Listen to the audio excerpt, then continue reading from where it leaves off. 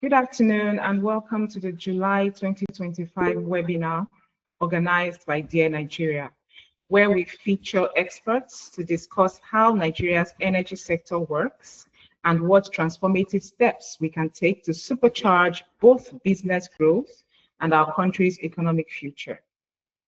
I am Omono Okonkwo, Communications Director at Dear Nigeria, and it's my pleasure to have you join us for today, where we'll be discussing smart money, stable energy, managing Nigeria's oil revenue challenge. Before we begin today's discussion, let me quickly spotlight Dear Nigeria's commitment to powering your everyday life with cutting-edge energy solutions available at dearnigeria.com.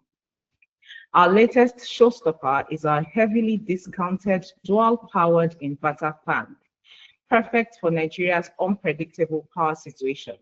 And when you visit our website to order any of our premium energy accessories, you automatically enter to win exciting rewards that make your investment even sweeter. Now, let me introduce our two speakers who will tackle today's topic. First, we have Esther Ifueko Chinedu, an energy communications strategist and manager, brand communications and business management, Africa region at Fairtex Group.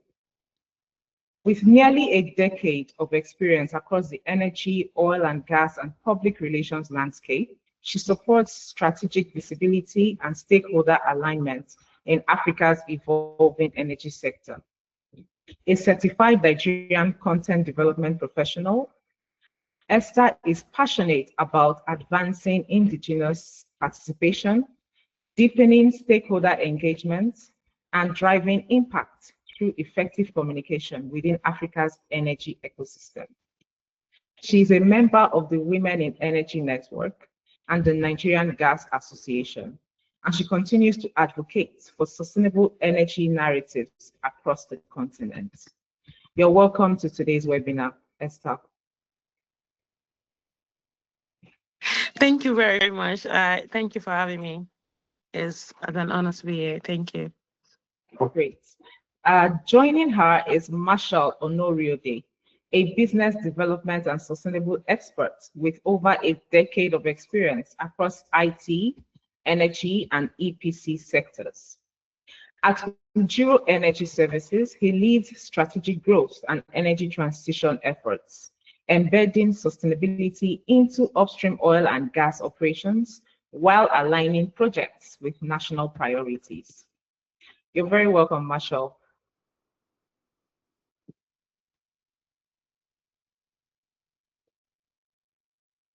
Right, thank you. Thank you for having me. Great. Now let's dive into the questions.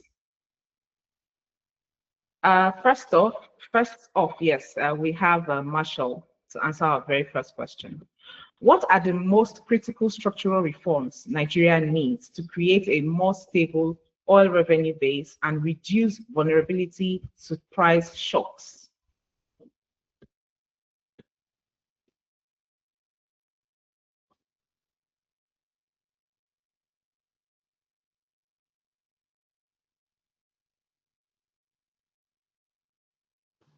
Hello, Omono, I think I lost you. Can you take that again?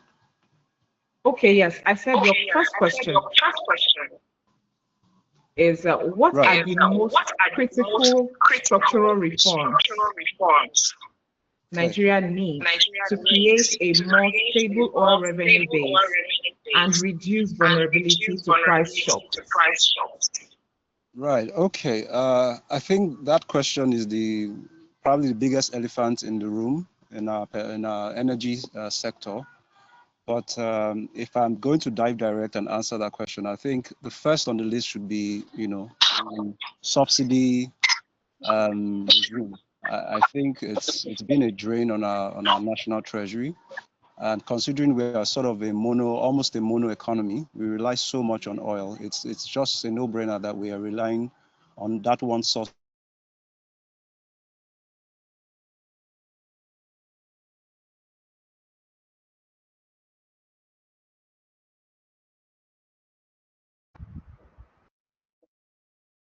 I can't hear you anymore, Marshall. Are you still here?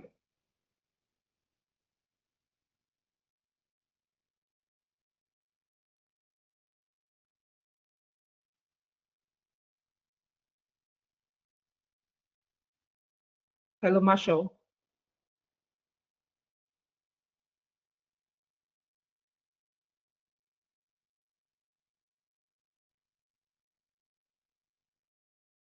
Okay, then. Esther, are you here? Yes, I am. Okay, so since we can't reach Marshall right now, I'll just go straight to your question. How can Nigeria's oil revenue management be optimized to ensure a stable economy?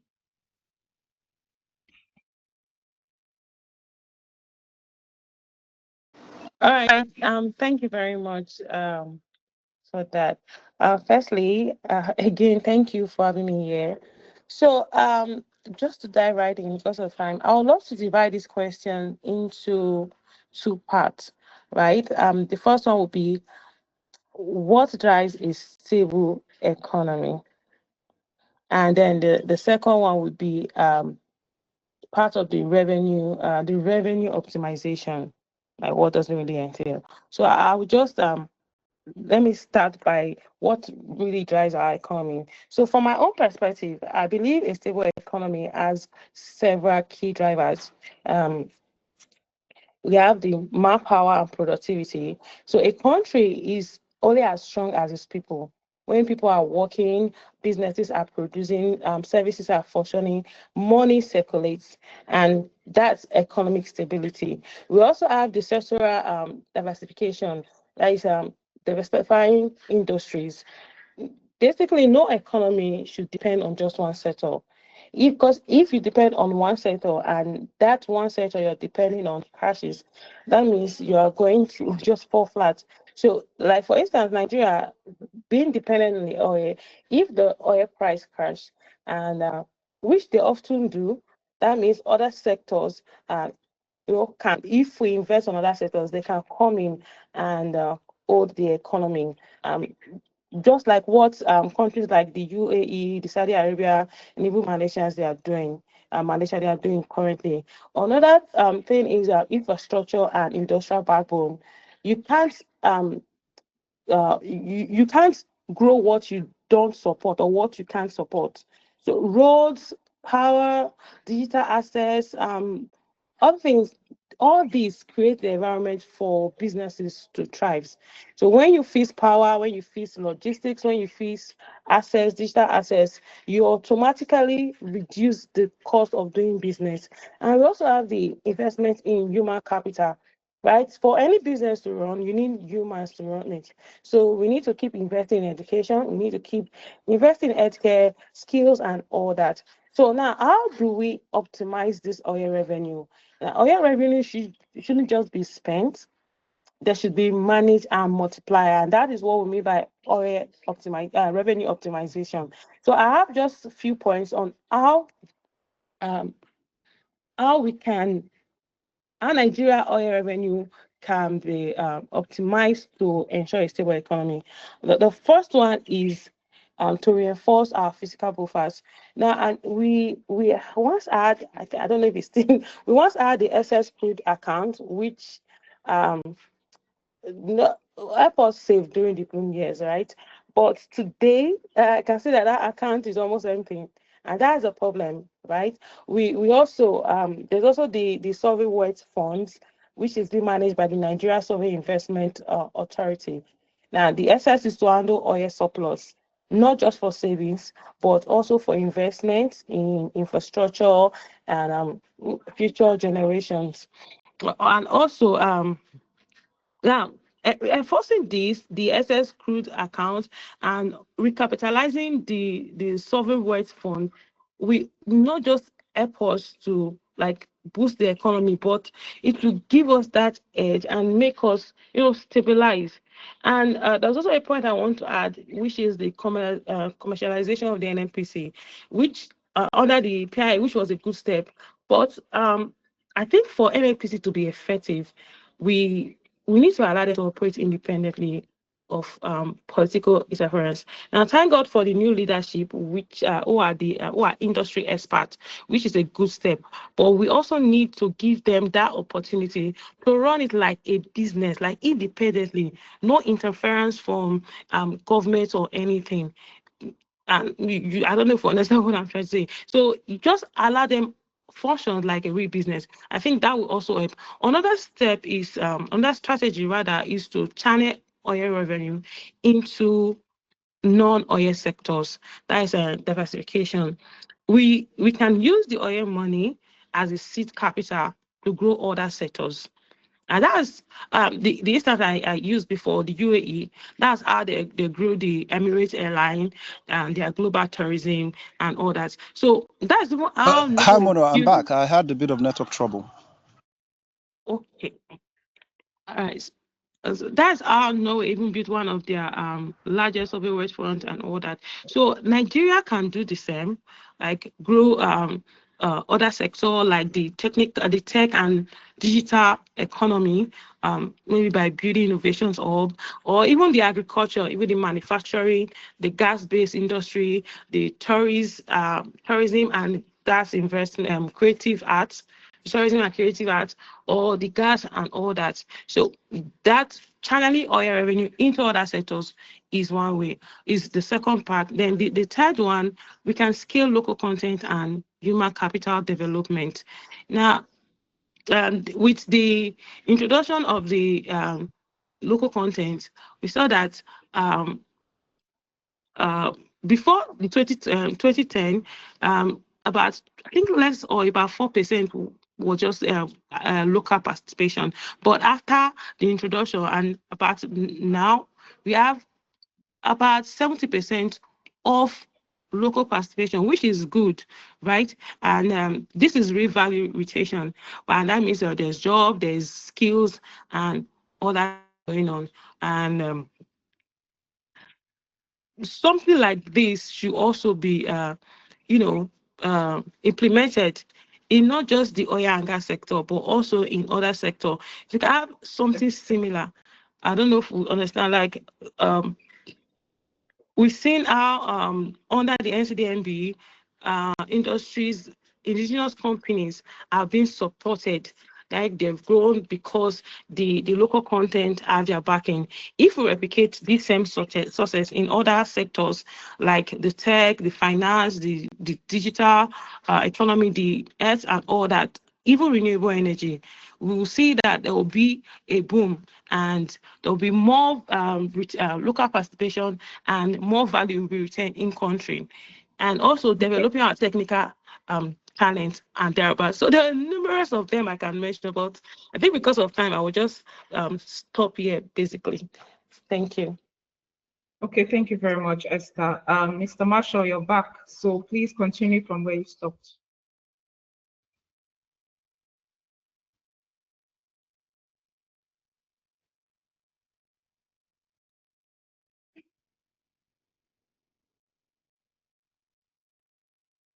Okay, I guess he's having more network issues. I'll have to come back again to you, Ms. Esther Chinedu. What role do transparency and accountability play in effective oil revenue management?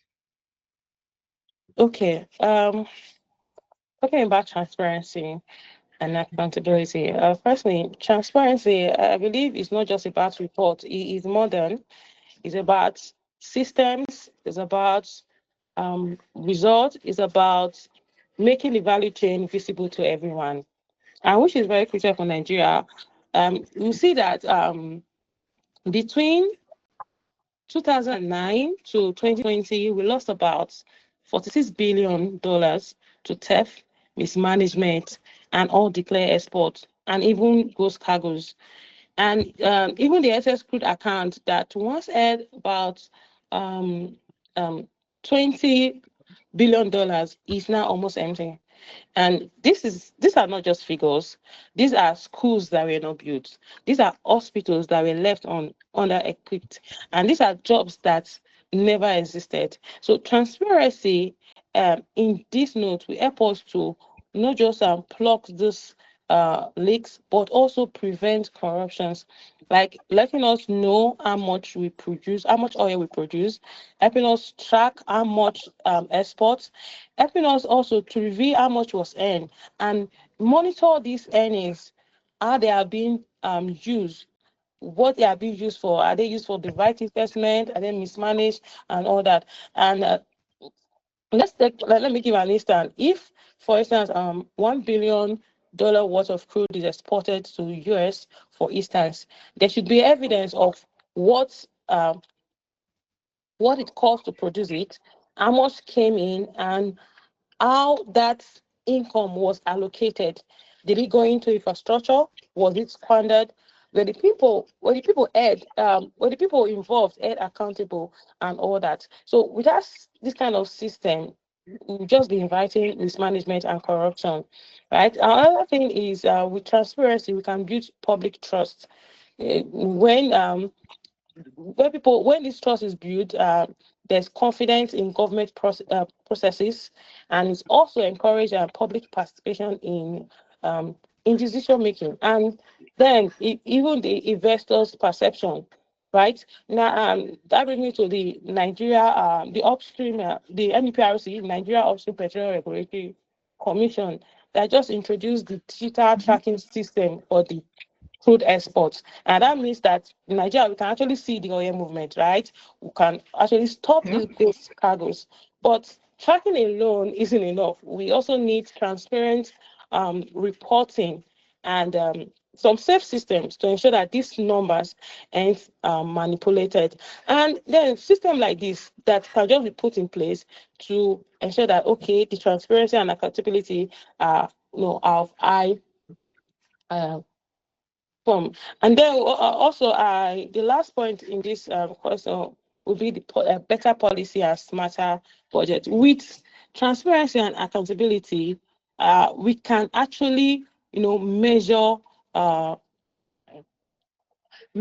and make better, smarter budget.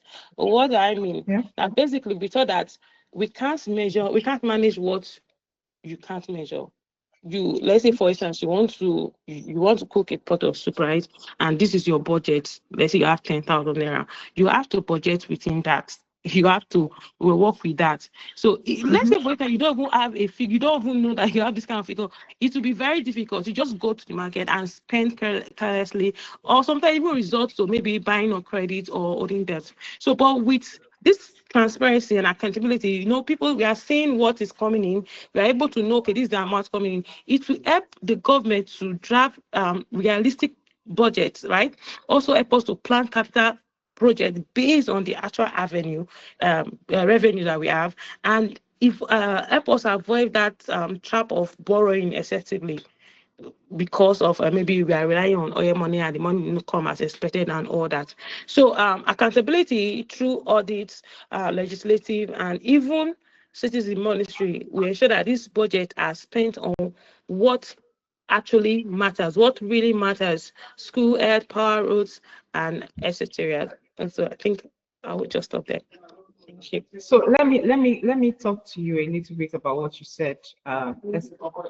You mentioned the fact that we need our institutions to be transparent and to be held accountable, right? But then you already know the Nigerian situation. Okay. Yeah. Things like this, we have the policies, we have people talking about transparency and accountability at conferences all year round. But then when it comes down to it, we don't have that. We have an implementation problem. Yes. Yeah. We also have people not willing to come out and declare about their books, or not wanting to play along when it comes to accountability or transparency. How do we go past that as a country? Now that is tough, because seriously, like you said, we have a lot of things, like a lot of penalties, a lot of policy on this, the PIA. I think the government really needs to do more on that, by ensuring that the police, they are really bent on doing what they are supposed to do. their job, right? So because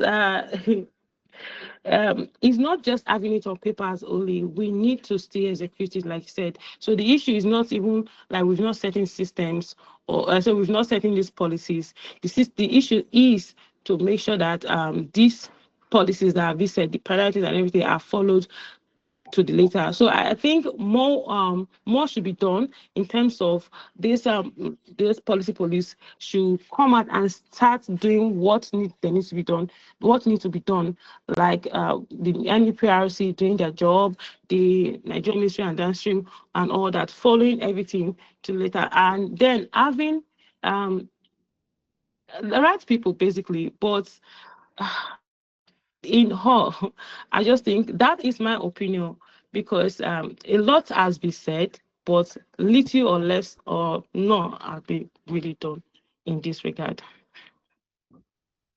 Okay, thank you for highlighting that. It's important for us to highlight that so we don't kid ourselves believing that, oh, we are on the right track. We're still not on the right track. Yes, the paper is there, the paperwork is there, but the structure is yet to be built and sustained. So thank you very much, Esther. I'll go back to Mr. Marshall. Are you on this call now?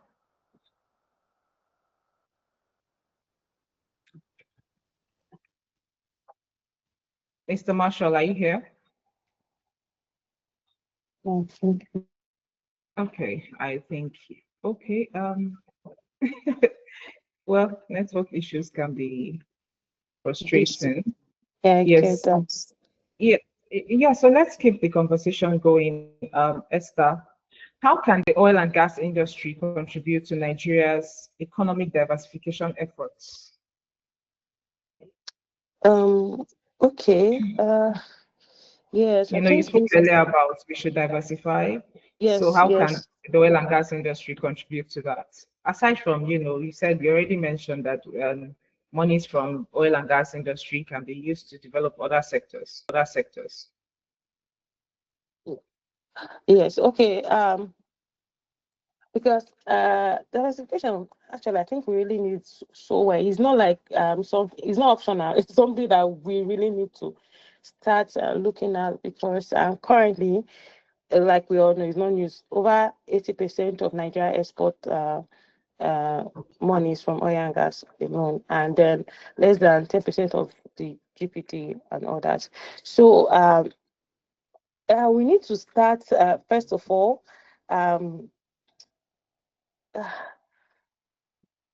Okay, so excuse me. I think first of all we need to start thinking of. I think I mentioned it before. Thinking of building other sectors, like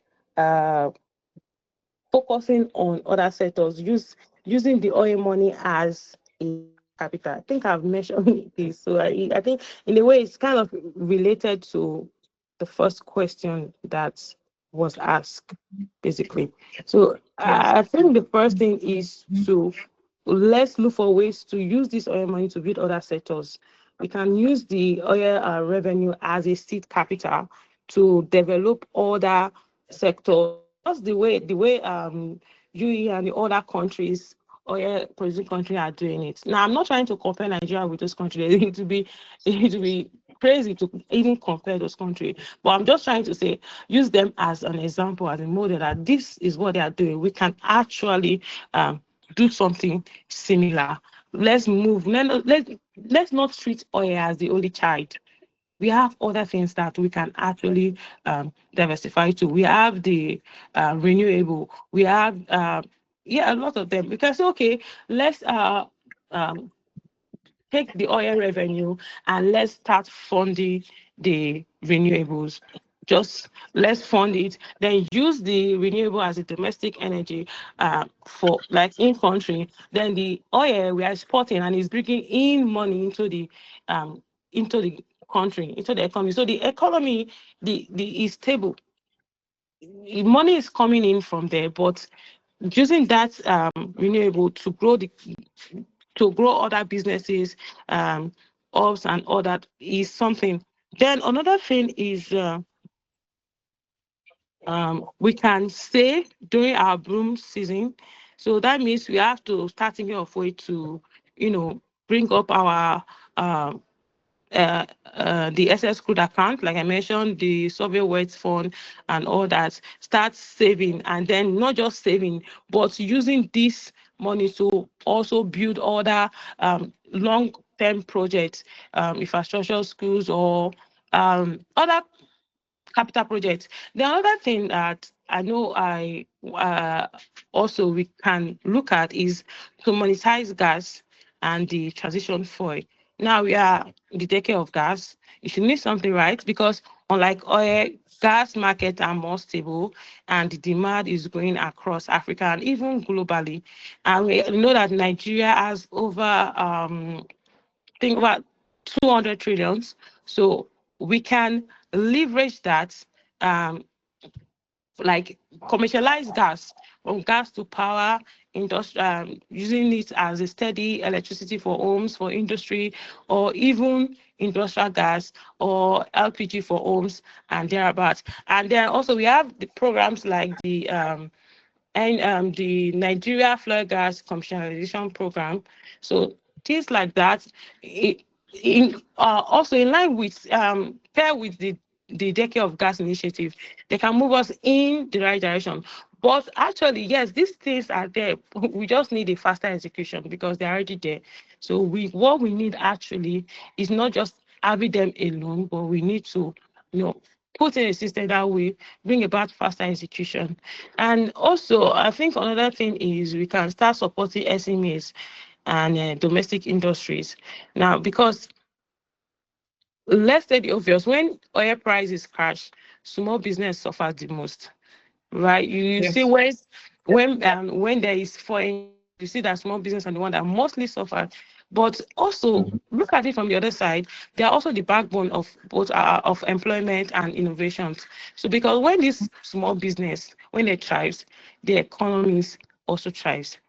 So we can also say that create an SME, maybe stimulators, an SME program that is linked to the oil revenue. Now, on the side, something that the NCDLB is doing, which is the Project 100, and that project was designed to nurture and scale indigenous business to a global standard. A similar model can be adopted that focuses on empowering SMEs by growing the small business, developing local enterprise, or even integrating them to a gas value chain, so that the owners can also create a ripple effect that will have a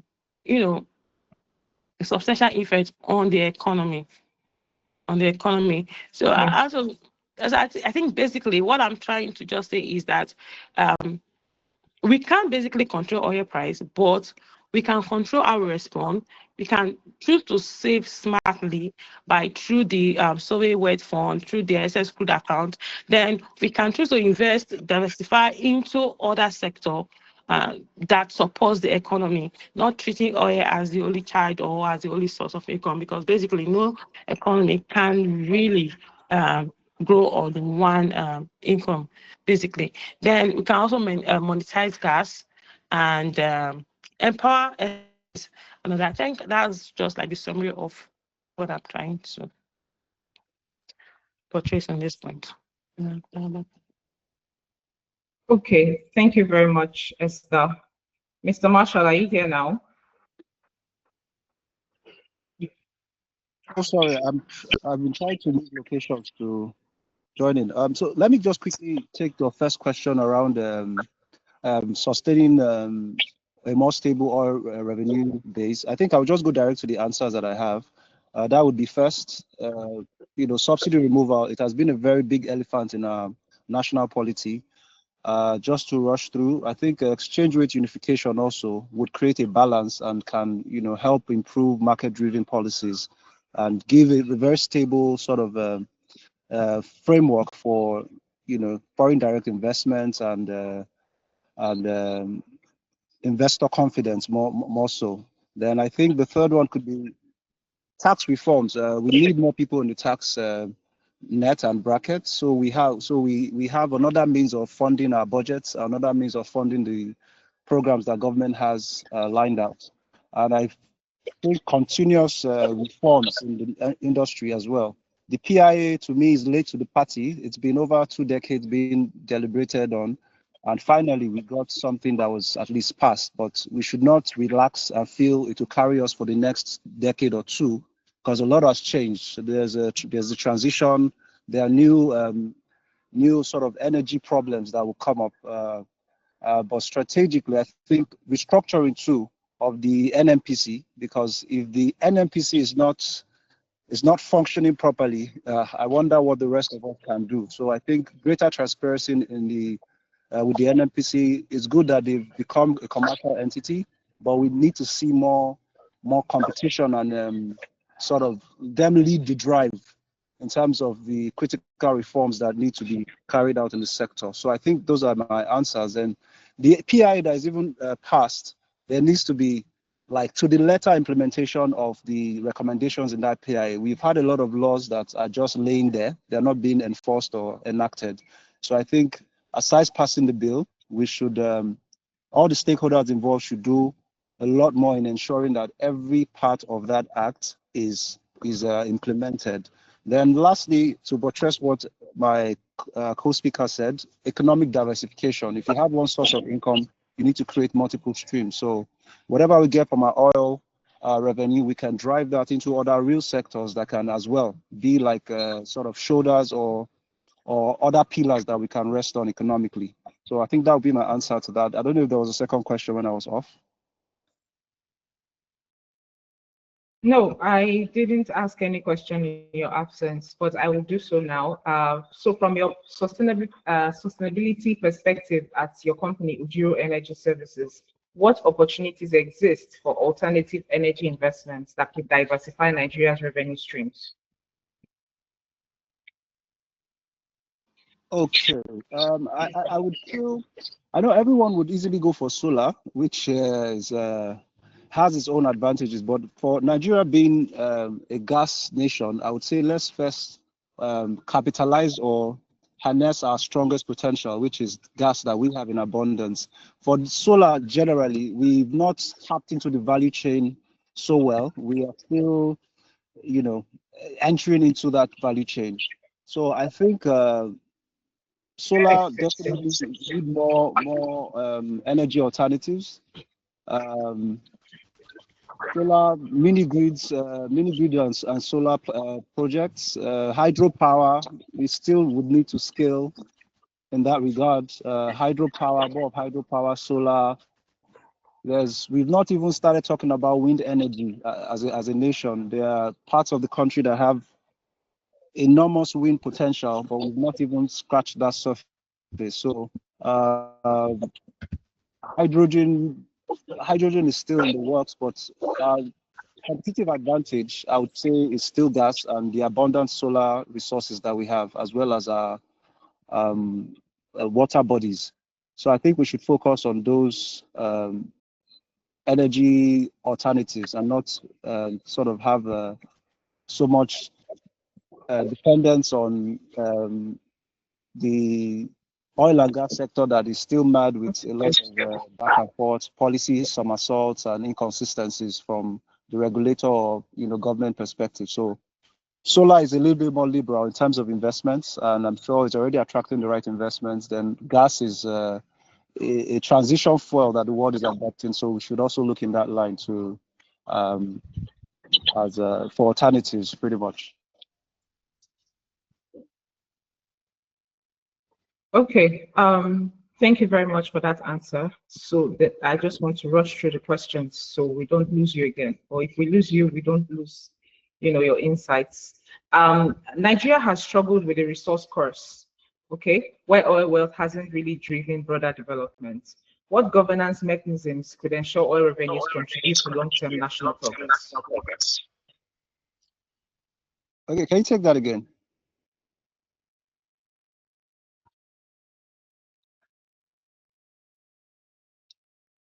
Hello?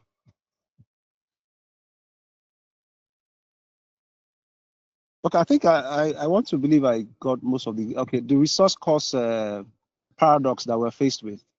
Right, like I did mention earlier, the there needs to be enhanced transparency and accountability. I mean, this is the cornerstone of effective resource governance. So mechanisms need to be in place that can, protect our oil industry, stakeholders, and investors as well. So, hello, can you hear me? I'll see is my network out? Hello. Okay. So yes, then we need to have sort of stabilization funds. When we make a lot of money from oil, the culture is that we spend, and sometimes spend away our reserves. So I think that needs to be checked, and we need to create more sort of budgetary discipline in terms of implementation of our fiscal policies. Then strengthen the rule of law, because where there's no law and order, progress is usually stifled. So I think investors need to have the confidence that if there's ever a conflict of interest or there's ever a challenge with their investments, they can approach the right institutions and they will get justice. So I think that might also help in contributing to the sustainability. But more so, or especially, I would look at more of public participation. I mean, not just from a civil society point, but the media sometimes needs to carry those wins, because it's not all negative in our sector. We still have a lot of potential that we have not even tapped into yet. So I think everyone, there needs to be public participation from civil society, the media. We can drive more equitable revenue allocation. I'm a proponent for resource control, but it's a political discourse that most of us don't like to have. But I believe the people that have the oil wealth should benefit maybe a lot more from what everyone is getting. But however, these are discussions that we've been having as a country, and we'll keep having them to find an equitable way to, actually allocate revenue and hopefully gets to the people that it needs to get to.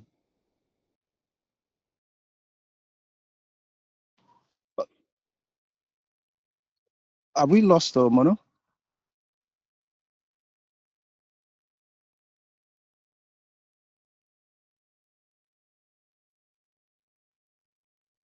Okay, I think we've lost them. So.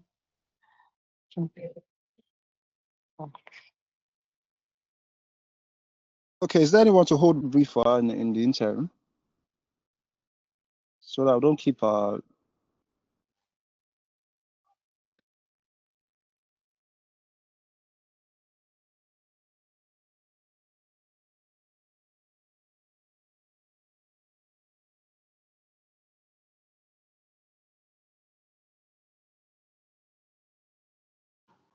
anyone from the DARE team?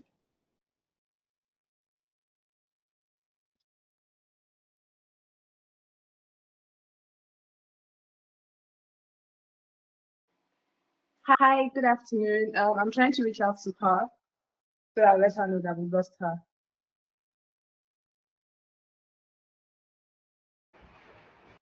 Yes, I'm back. I'm sorry. I just, I guess I caught the connectivity issue bug as well. I'm so sorry.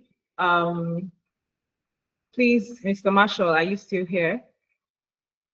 Yes, I am. I think I'd taken your other question before I noticed that you were off.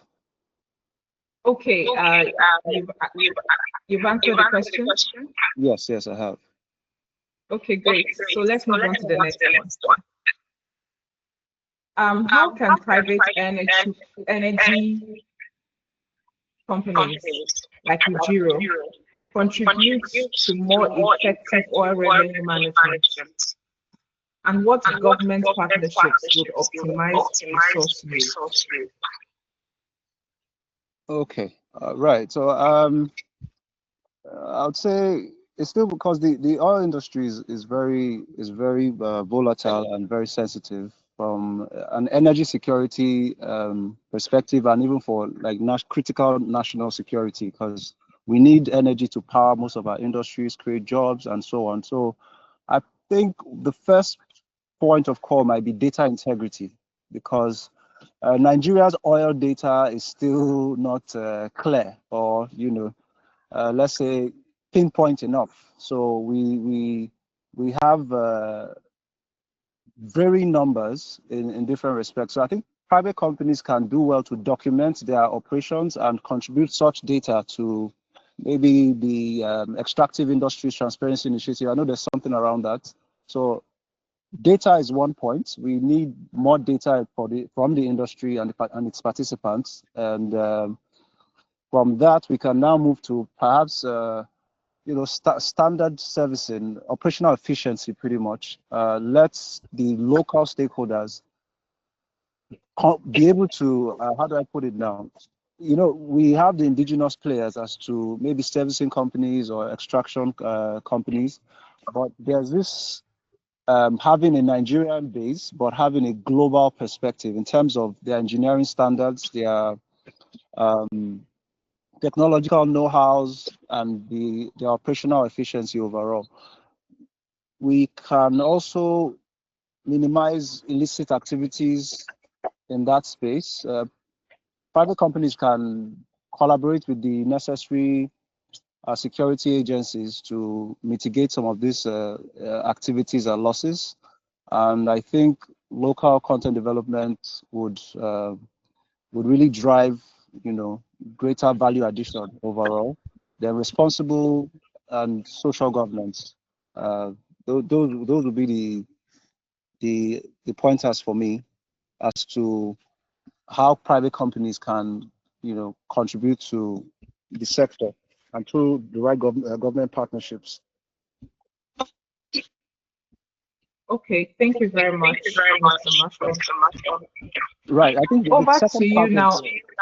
Oh, sorry. Okay. I was going to, the second part of the question was about government. What was it?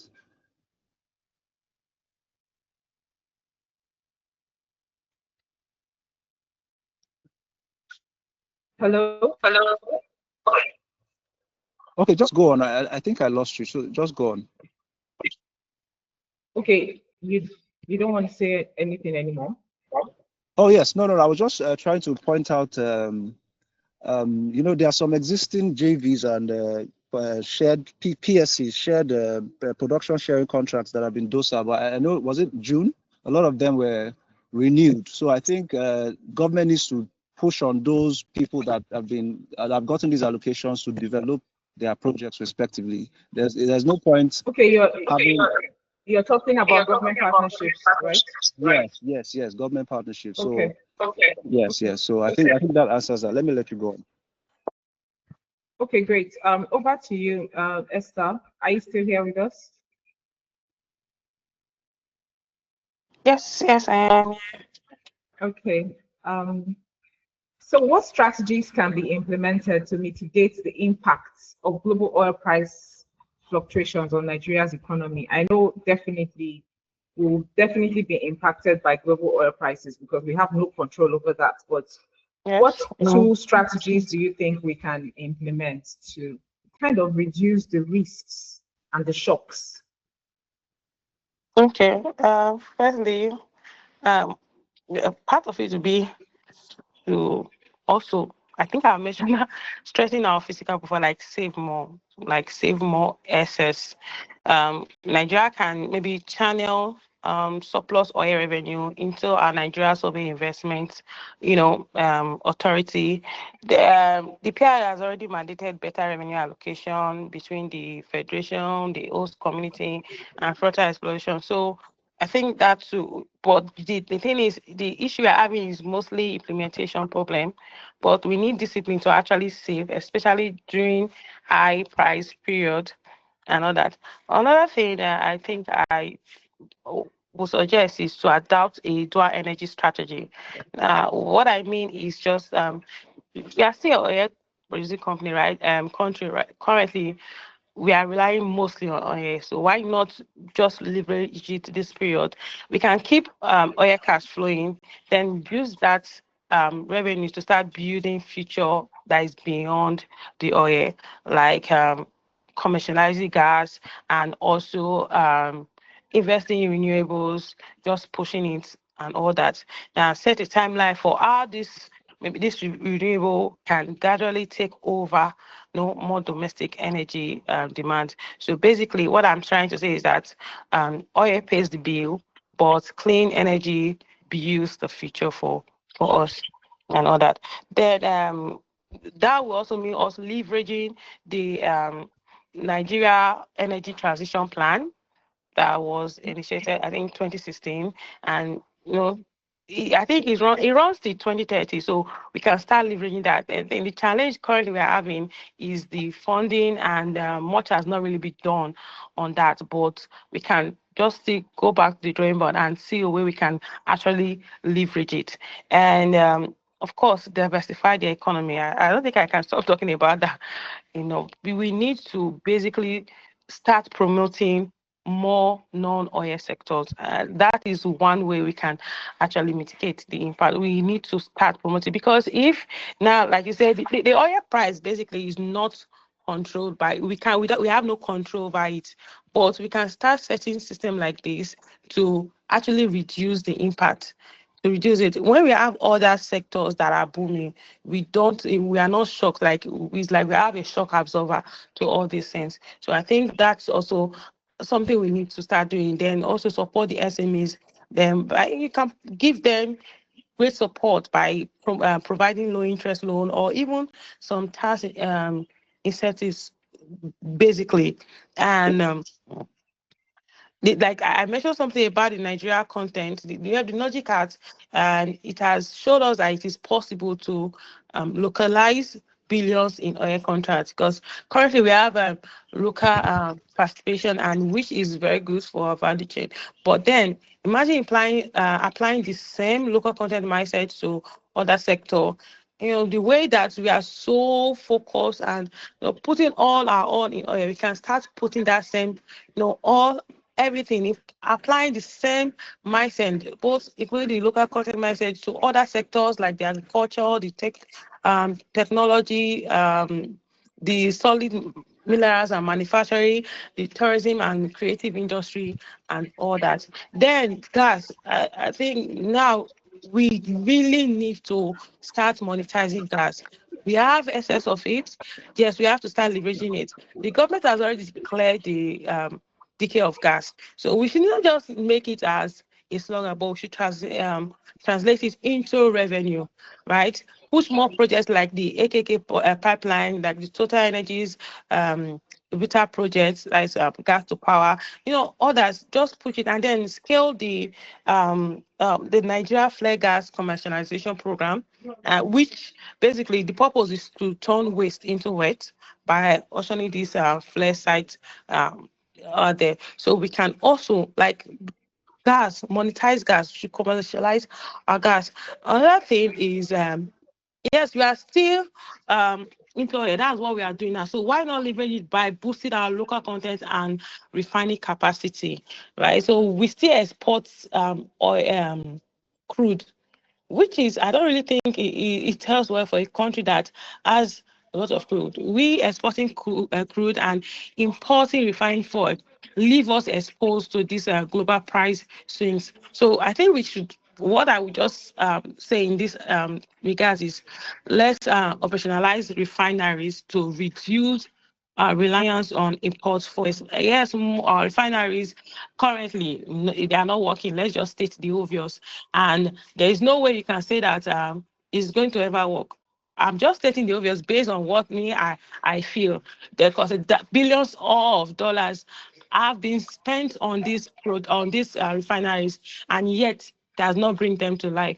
So maybe we can just move over to the NNPC review of selling them.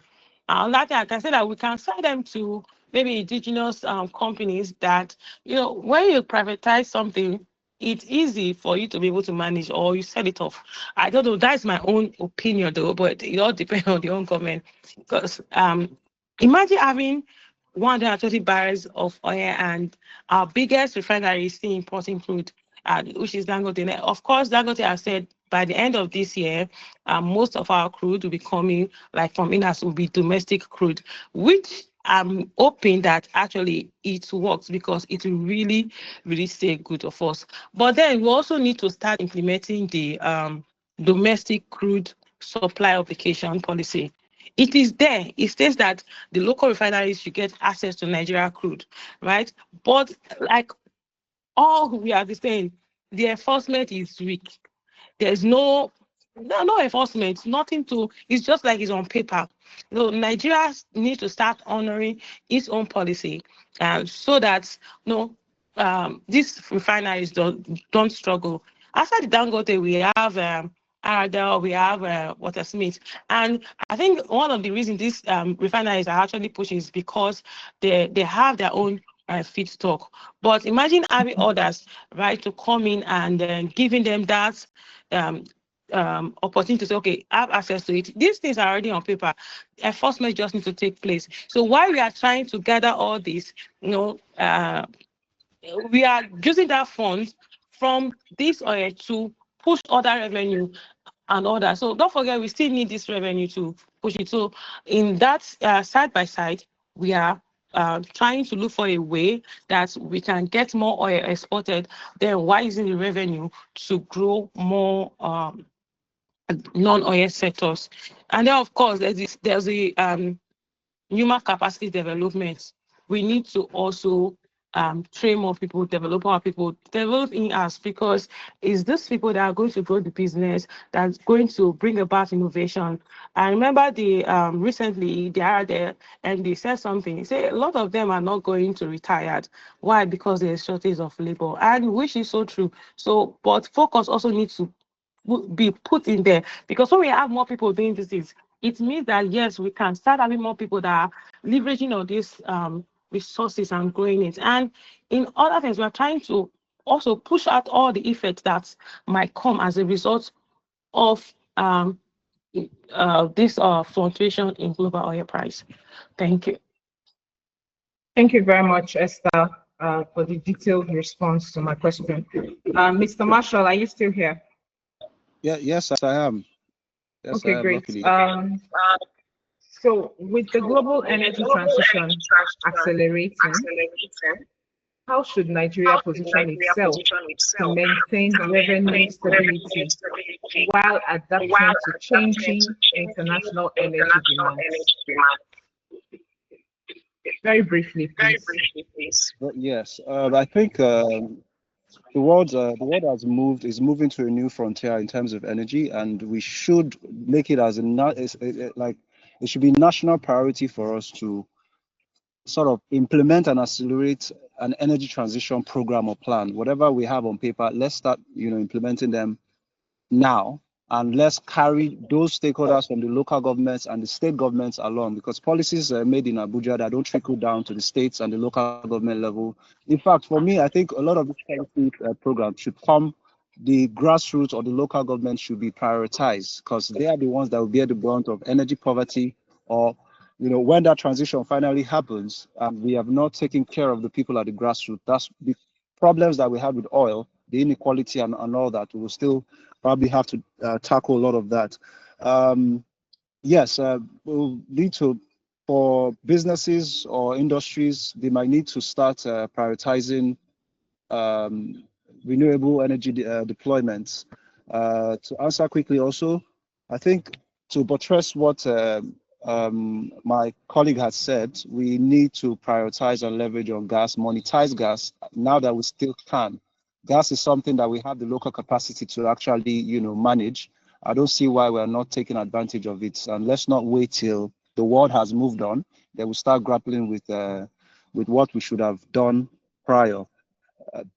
The end of the petroleum sector is the beginning of the power sector. So they are sort of intermarried. So if we're going to scale electricity distribution or generation, because Nigeria is considering our population and our industries, we have not even generated 10% of what we need to move to become a fully industrialized nation. So I think if we boost domestic power generation, that's leveraging gas, it would really help us widen the value chain and keep a lot of things going for us economically. And also maybe expanding more gas-based industry, and let's look at exports. We need foreign exchange. We have gas. We have LNG rather.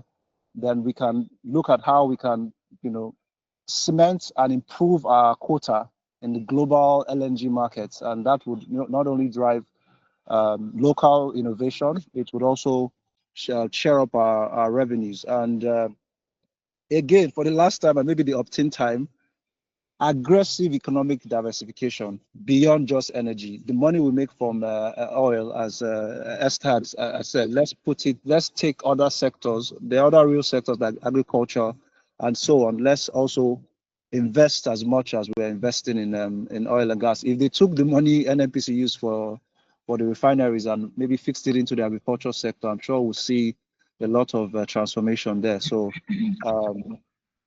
human capital development, like she also did mention, I think overall fiscal prudence and savings. Thank you so much. Yes, thank you so much, Mr. Marshall. Thank you very much, Esther. Sorry. We have come to the end of this webinar. We had lots of network connectivity issues, and we apologize for that sincerely. Just in closing, I'd like to go over a few things, just from my own thoughts and also what the speakers highlighted. So Nigeria, in order to move forward and to make sure that we are harnessing our energy sector to the max, we need to strengthen non-oil tax collection systems, particularly VAT and corporate taxes, while reducing budget dependency on oil revenues from the current 60 to 70% to below 40% within a decade. Because, of course, as you know, oil is not as profitable as it was 10, 12, 15 years ago for Nigeria. And another point is Nigeria should transition from crude oil exports to becoming a regional clean energy hub by leveraging its abundant solar, wind, and natural gas resources to produce renewable energy, green hydrogen, and cleaner LNG for both domestic use and exports to meet evolving global energy demands. I just want to do an honorable mention to PCNGI. They're doing a fantastic job with the CNG drive across Nigeria. And yeah, so the last point is Nigeria can balance oil revenue goals with sustainability by using current oil revenues to fund a gradual transition to cleaner energy sources while implementing stricter environmental regulations and investing oil profits into renewable energy infrastructure that will generate future income as global demand shifts. So thank you everyone for joining us today. For those who sent their note takers, hopefully your note taker is able to give you everything we discussed here today. And we really appreciate you, and we look forward to entertaining you next month, this last Saturday of August. Please join us for the 4th edition of the monthly webinar hosted by Dear Nigeria. God bless you. Have a great weekend. Thank you. Thank you.